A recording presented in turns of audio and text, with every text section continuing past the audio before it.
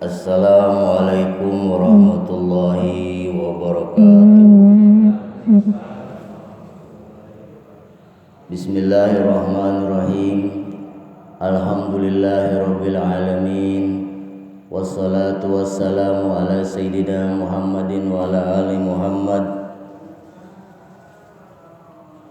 Qala Allah ta'ala ba'da a'udzu billahi minasy syaithanir rajim. Bismillahirrahmanirrahim. Inna lil muttaqina mafazan hadaika wa anaba wa kawa'iba atraba wa kasang dihaqa. Qala Nabi sallallahu alaihi wasallam awwalu salahu hadhil ummah al-yaqin wal zuhud wa awwalu fasadiha al-bukhlu wal amal. Qalu subhanaka la ilma lana illa ma 'allamtana innaka antal alimul hakim. Amma ba'du. Sama kita muliakan Bapak Haji Hanafi sebagai sesepuh, kemudian Ustaz Rohadi, Ustaz Abu, Ustaz Mulyadi, Mangtus dan semuanya yang tidak saya bisa sebutkan tanpa mengurangi rasa hormat saya kepada saudara-saudara sekalian, jamaah yang berbahagia. Kali ini mungkin barangkali Yaumul Ikhtitam, hari bukan penutupan sebetulnya. Ustaz Mulyadi yang mungkin untuk kajian subuh selama Ramadan mungkin diganti sama kuliah subuh dan sebagainya. Maka alhamdulillah Allah Subhanahu wa taala masih memberikan kekuatan iman kepada kita, kekuatan tauhid, sehingga kita masih mampu melaksanakan perintah-perintahnya dan menjauhi meskipun tidak semua larangannya. Hadirin yang mendorong kita semua bergerak melakukan amal-amal kebaikan, amal soleh adalah iman. Oleh karena itu perjuangan Rasul sebelum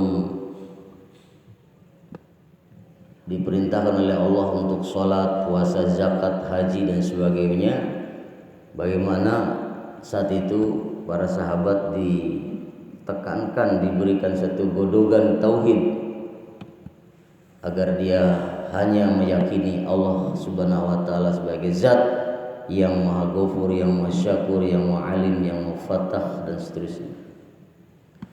Dan bagaimana juga keyakinan menancap kepada diri mereka saat itu untuk menjadikan Rasul sebagai panutan, sebagai Nabi akhir zaman, khatamun nubuwwah, sehingga dasar agama yang paling pondasi adalah syahadat, asyhadu an la ilaha illallah wa asyhadu anna muhammadur rasulullah, anna muhammadan, asyhadu an la ilaha illallah, asyhadu anna muhammadur rasulullah.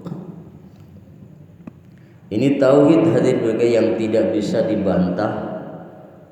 Maka jika agama, sekte, ajaran apapun tidak ada tauhid seperti ini, jangan diikuti, karena siapa yang bertauhid kepada tidak tauhid kepada tauhid, kalimah thayyibah la ilaha illallah muhammadur rasulullah, ya, menyimpang, karena ini adalah tauhid, fondasi utama daripada semua ajaran-ajaran kita. Para sekalian, itulah sebabnya puasa yang diperintahkan Allah SWT akan kita lakukan beberapa hari lagi. Ya ayyuhalladzina amanu, ini munada, satu kalimat panggilan hanya kepada orang-orang yang beriman saja.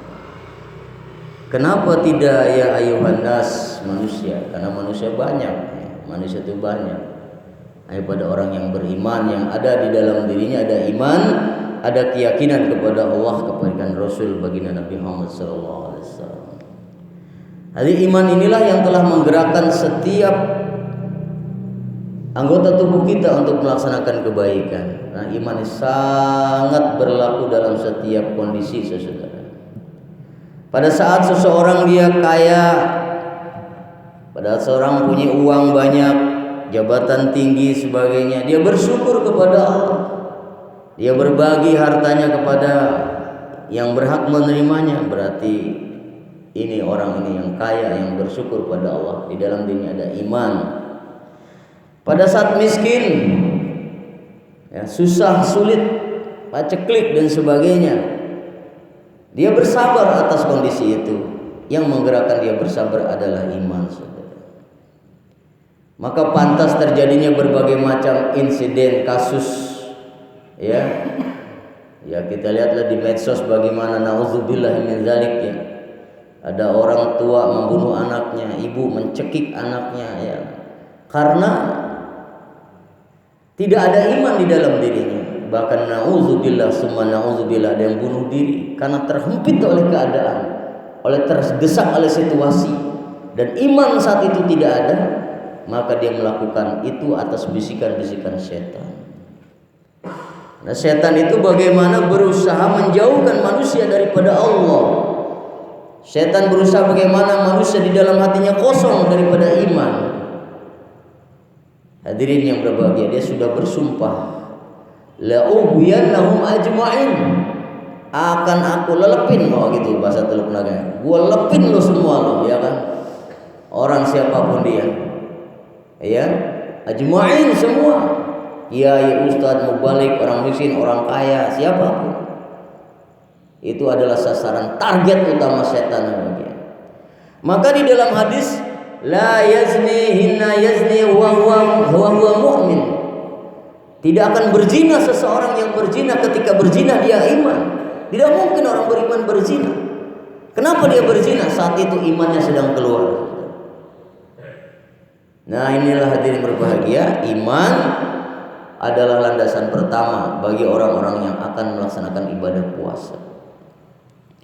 Hadirin yang berbahagia, kemudian apa target puasa? Tujuan puasa, la'allakum tattaqun. Ustaz Rohadi, ini adalah walitawaqqin wa tarajihin la'al.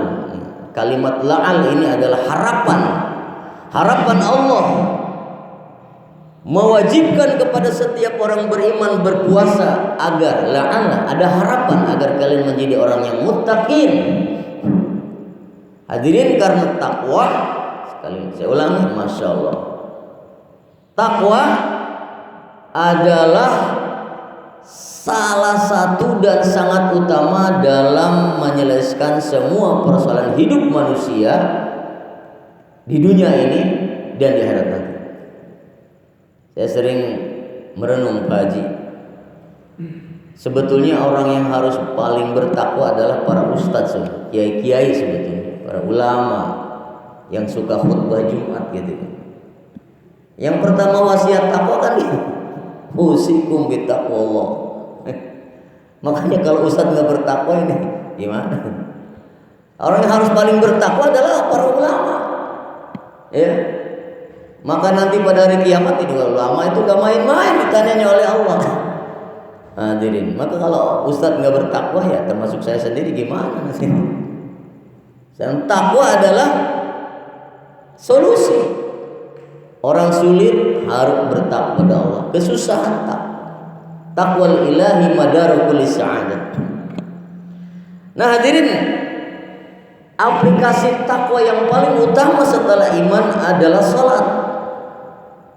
Jadi orang beriman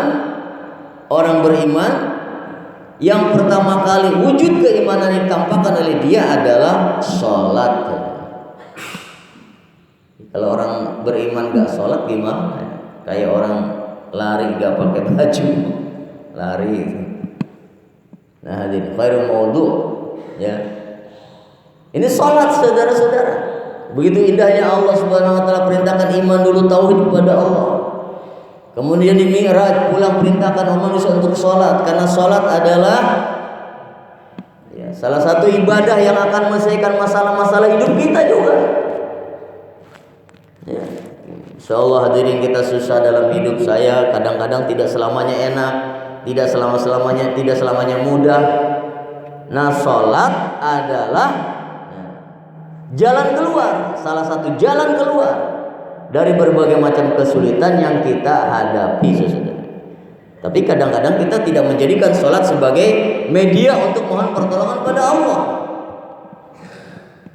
Padahal Allah nyatakan dalam Al-Quran, "Wasta'inu bis-sabri was-shalah." Jadi seperti tidak ada orang Islam itu susah sebetulnya. Pada saat dia susah, perintahkan sholat. Kok orang susah suruh sholat? Ya, karena kesusahan itu milik Allah, kebahagiaan itu milik Allah, masalah itu milik Allah, problem itu punya Allah.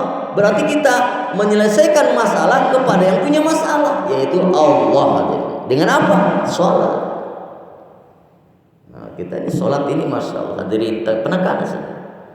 Jadi saya kadang-kadang merenung, insya Allah umat Islam hari ini, bagaimana mau bangkit umat Islam, bagaimana mau berjaya umat Islam jika sholat saja diabaikan, wabil khusus subuh. Allahu Akbar, ya. Bagaimana umat Islam mau bangkit seumur-umur ya, seumur-umur Teluk Naga gitu ya. Dari zaman Kibenen ya, orang Teluk Naga, dia membaheula sampai saiki saudara, ini subuh ini masalah, tapi lumayan udah ada peningkatan. Silakan survei lah ke musola-musola di Teluk Naga, nggak usah jauh-jauh. Ya, bahkan di pojok-pojok kampung ya kan. Jauh semua terus sampai ke Lemo. Itu masuk. Kadang-kadang musola subuh nggak ada azan. Ada azan aki-aki doang sendirian, ya. Allahu Akbar, hadirin. Jadi di subuh adalah awal salat yang akan membangkitkan umat Islam. Makanya alhamdulillah masih ada kajian-kajian subuh. Ya, bahkan saya akan menitik beratkan kajian kita di subuh hari. Kajian subuh hari. Ini lah ya. Maghrib benar tidak ada keberkahan umat Islam kalau nggak bangun subuh, saudara. Ya. Subuh ini di mana, masya Allah. Bahkan wallahu a'lam bishawab, hadisnya dhaif apa tidak tuh Ustaz Rohadi. Orang yang kesiang kencingin setan katanya. Dikencingin setan enak amat, masya Allah. Hadirin, setan ini memang makhluk yang tidak bertanggung jawab, ya kan. Seperti tadi kan ada seorang ibu mencekik anaknya, ribut berantem di rumah tangga. Udah mati anaknya, udah meninggal dunia, dia kabur setan, gak tanggung jawab itu setan. Orang berantem, kepolisian, sidang sebagainya, dia kabur, ya kan? Gak bertanggung jawab setan ini, masya Allah. Maka jadilah kita musuh setan. Jadi musuh setan, saudara, jangan jadi teman setan, ya. Inna syaitan lakum aduwwum mubin. Cuman kita kadang-kadang kering kalah sama setan itu, nggak kelihatan soalnya. Hadirin, untuk meningkatkan kualitas sholat kita agar sholat kita betul, ya, bahkan iman kita betul, itu ilmu yang akan meluruskan semuanya, hadirin. Nah, hari ini ilmu umat Islam salah satunya diabaikan. Ulama-ulama, ya, para asatidz, para cendekiawan, para santri, alumni dari Yaman, dari Mesir dan sebagainya diabaikan oleh kita. Ya, padahal ulama itu adalah pewaris para nabi. Kita dukung dia, kita bantu dia, kita sokong dia. Ya, apalagi ulama-ulama yang mukhlis, ya. Ulama yang berjuang hanya bahagia, ya. Dia ngajar ke sana ke sini semata-mata untuk tegaknya agama Allah, menyebarkan iman bukan karena sesuatu, saudara. Bantu ulama-ulama seperti ini. Bahkan kalau ada masalah, ya, jangan lari ke Gunung Kawi, ke dukun dan sebagainya. Datang sama ulama, sama ustaz, sama Ustaz Rohadi, sama ustaz-ustaz yang ada siapa saja. Tanya, Ustaz, kiai saya ada masalah ini. Maka ulama akan memberikan solusi dengan ilmunya, saudara. Maka hadirin berbahagia, jelas di dalam hadis Rasul bersabda dalam mafhumnya, tidak ada orang yang paling munafik di dunia ini kecuali mereka yang menelantarkan para ahli-ahli agama, orang-orang ulama, para ulama, cendekiawan, hafiz dan sebagainya. Hadirin yang berbahagia, nah ilmu harga. Imam Syafi'i berkata, man arada dunya fa'alaihi bil. Kalau pengen kaya, bukan pengen kaya sebetulnya, pengen berhasil, pengen sukses, maka ilmu. Sukses di dunia, di akhirat ilmu. Maka data alhamdulillah di masjid ini alhamdulillah senantiasa masih ada keperluan, masih ada rasa tolak, masih merasa tidak tahu. Karena awal ilmu pada saat seorang mengatakan saya tidak tahu. Saya tidak tahu. Kalau orang sudah bilang, oh saya udah tahu, ya udah repot saya sudah. Tapi kalau ada orang mau dengar, mau belajar, ini orang berarti ada tanda tolak dalam hatinya. Ada sifat tolak, ingin belajar, ingin tahu, saudara. Nah, orang seperti inilah akan diberikan ilmu oleh Allah Subhanahu wa taala, hadirin. Maka di dalam kaidah dikatakan fa idza dhanna annahu qad alima faqad jahula. Kalau dia mengatakan dia sudah tahu, saya sudah alim, faqad jahula, maka dia bodoh, saudara. Maka belajar, ya. Ketika Rasul sallallahu alaihi wasallam dan para sahabat masih hidup saat itu, Umar bin Khattab juga masih hidup, maka Rasul memerintahkan atau menyarankan kepada para sahabat, belajarlah kalian kepada seorang tabi'in yang bernama Uwais Qarni. Uwais Qarni itu sosok sahabat yang tidak nyambung kepada Rasulullah, tetapi dia takzim, cinta kepada Rasulullah. Bahkan doa-doanya mustajab. Salah satu kelebihannya, dia sangat berbakti kepada orang tuanya, khususnya ibunya. Jadi Umar bin Khattab adalah levelnya sahabat, tapi diperintahkan oleh Nabi untuk belajar kepada tabi'in. Ya, sahabat suruh belajar ke tabi'in, tapi levelnya kan ya istilahnya apa gitu, saudara, kapten lah. Sahabat itu jenderal, saudara, ya kan. Tapi Umar perintahkan, Umar belajar kepada Uwais Qarni. Ya.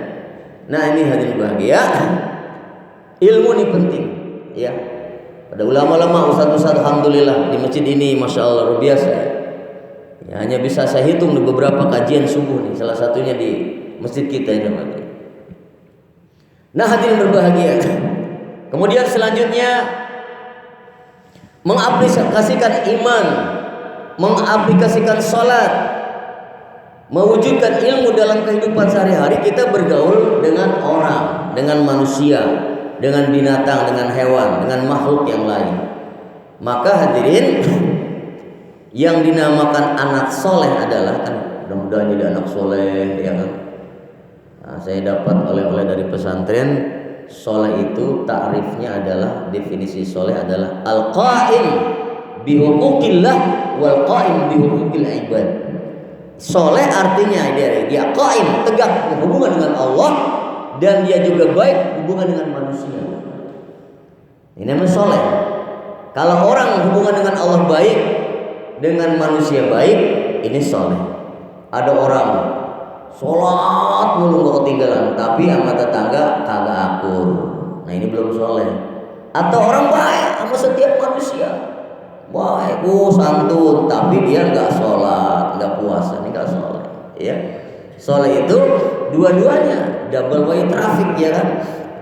Dengan Allah baik, dengan ibadah-ibadah, dan sholat baik, dengan manusia baik. Nah, hadirin, bahkan target agama, hadirin, target agama bagaimana membentuk orang berakhlak. Target paling tinggi daripada agama ini adalah akhlak. Ya, saya sendiri belum berakhlak, saudara. Berawal dari mana? Imaniyat, kuatkan imannya. Kemudian ibadah, kuatkan ibadahnya. Kalau iman kuat, ibadah kuat, dia muamalah akan baik. Apa itu muamalah? Muamalah adalah perilaku hubungan manusia tentang jual beli, sewa menyewa, apalagi pinjam meminjam, itu muamalah, bisnis dan sebagainya. Kerja, mungkin mudarobah dan sebagainya, muamalah. Muamalah baik, nanti muasyarah baik. Tingkatan yang tinggi daripada muamalah, muasyarah, hubungan dengan istri, hubungan istri, ya. Paling ribet umur istri saudara. Ya, wa ashiruhunna bil ma'ruf. Bagaimana Umar bin Khattab gagah perkasa tapi dengan istrinya lembut, ya, dengan istrinya lembut, ya, pernah bentak-bentak, ya. Kalau kita masya Allah pulang dari sawah, ya, istri lambat ngasih kopi, lu gimana sih? Gua capek-capek dari kebun, lu gua pengen ngopi, dia mana? Nah, baik-baik dengan istri kita, saudara, dengan anak kita. Allahu Akbar. Hadirin, Rasulullah sangat tawadu, ya. Jadi apa namanya, panutan akhlak Nabi. Jauh kita belum bisa seperti beliau, saudara. Bagaimana akhlak beliau ketika ditolak, ditaib oleh orang-orang Taif, dilempar oleh batu, dihina, diejek, dibully, saudara.